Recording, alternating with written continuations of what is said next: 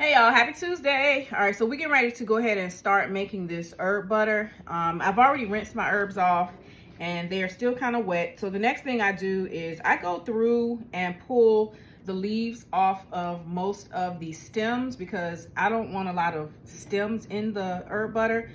And I sort through to find any type of, things that are just plain old stems, such as this. This is from thyme.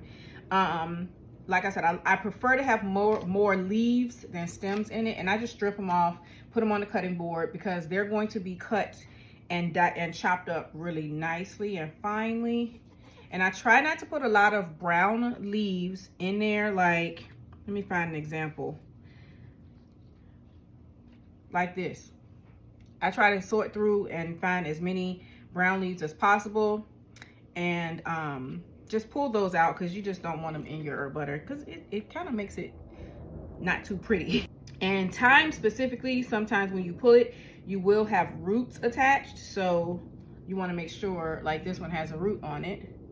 I don't know if you can see that, but I just go in and I strip the leaves off. And once I strip the leaves off, I just drop them on my cutting board so that I can cut it up real fine and get ready to mix it into the butter. This is how I make mine.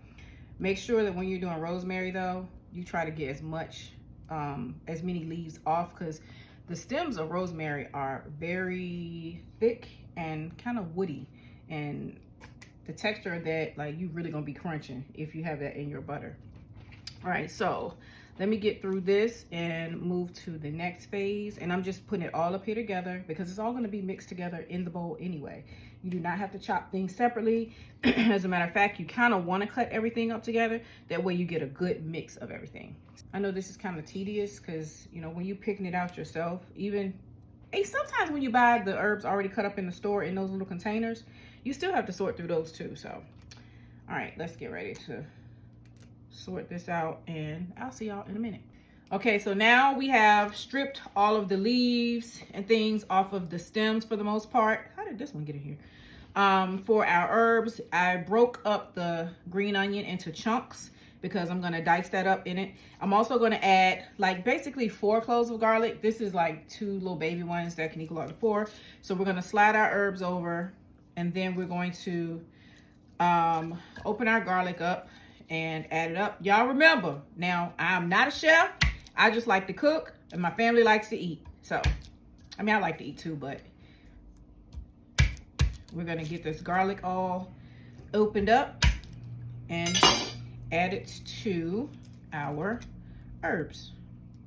And I've seen people like roast their garlic first before putting it in their herb butter, but child, I don't be doing all that. I just open it up, dice it, and then add it to the herbs and dice it more because I do not want to be chewing chunks of garlic. So now I'm just gonna do a rough chop because it's gonna actually go into, oh, I didn't open this one.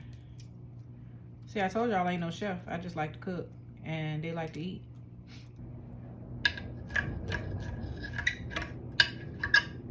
And I just get to dicing.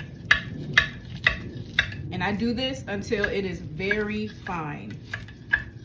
And don't be judging the way I'm chopping either. I hear y'all silently judging me. Some of y'all probably judging me out loud, but the silent people, I can hear them the loudest.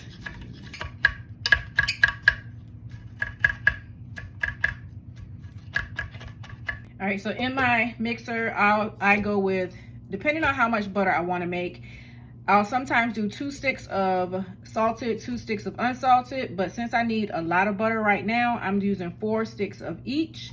Just putting that in there. And then we're gonna use our paddle attachment so that we can try to start whipping it up.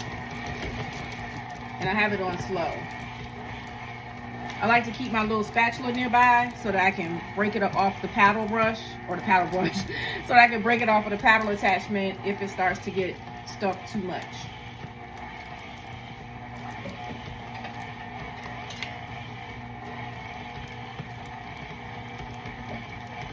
The reason I like to whip it is because it actually makes it easier to spread.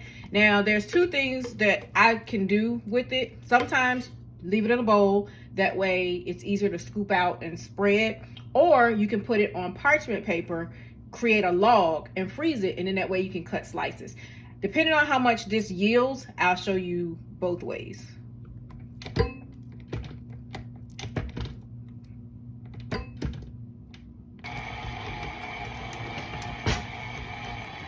Now I'm going to start to add in my herbs.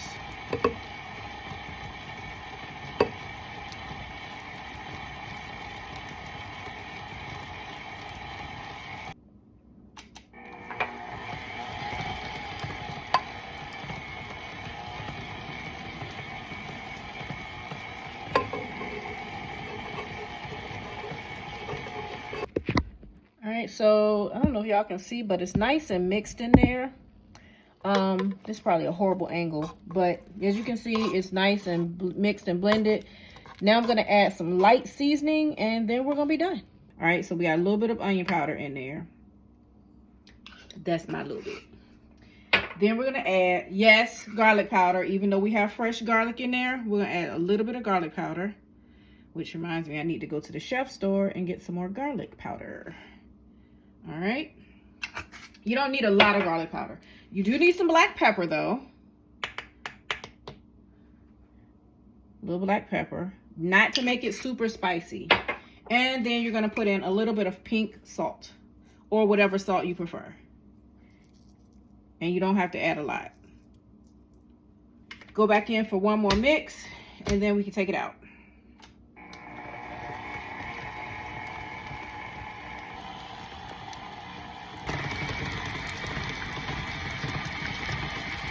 Now for this next part, you'll need a glove or two, but you can see all of the herbs that are mixed in. Ooh, I didn't mean to drop it, but see, that's why I need a glove too, because I gotta get all this butter off of here and into this bag or bowl or whatever you're gonna put it in. Most of the time, I put mine in what? I can't talk today. Most of the time, I put mine on wax paper and roll it into a log, but it kind of makes it hard to like bathe the chicken or the turkey, whatever you're cooking, in the butter because it's in, you know, the log, and it does melt when your hands touch it from the heat from your hands. But I'm gonna put it in a bag this year simply because I can actually cut a hole in the bottom of the bag and kind of pipe it out and make it easier to spread. Now that's pretty much all that I'm gonna fight with to get off of there. Now we're gonna get the rest of it off of our spatula. Get it in the bag. And I did have the butter at room temperature, but it still doesn't like completely turn into just like fluff. So that's why it's still not like soupy or as fluffy as I'd like it to, but it's better than it coming directly out of the refrigerator. And I want to get all of my herbs. I ain't trying to leave no herbs on the spatula.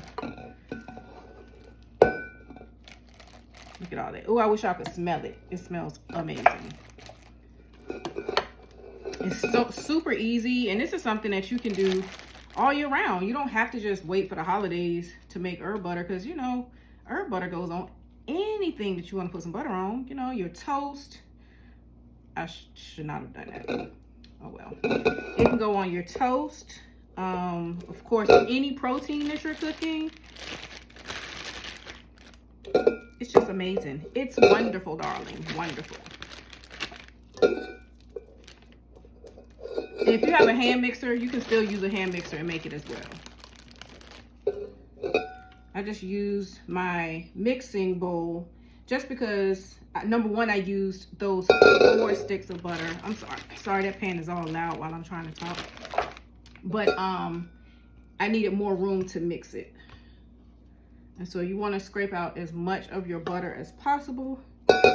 Butter too expensive to be letting it sit in the pan. Okay. I think I got it all for the most part. Yep. So that is all out of there. There was a little bit of butter on there, but oh well. And I'm just gonna slide it down, and then when I get ready to use it, I'm just gonna pipe it out. So look at that, beautiful herb butter. And it's gonna sit, and all those seasonings and that garlic and the herbs, it's all just gonna marinate and just get married, y'all. There you have it, easy herb butter. Ta-da.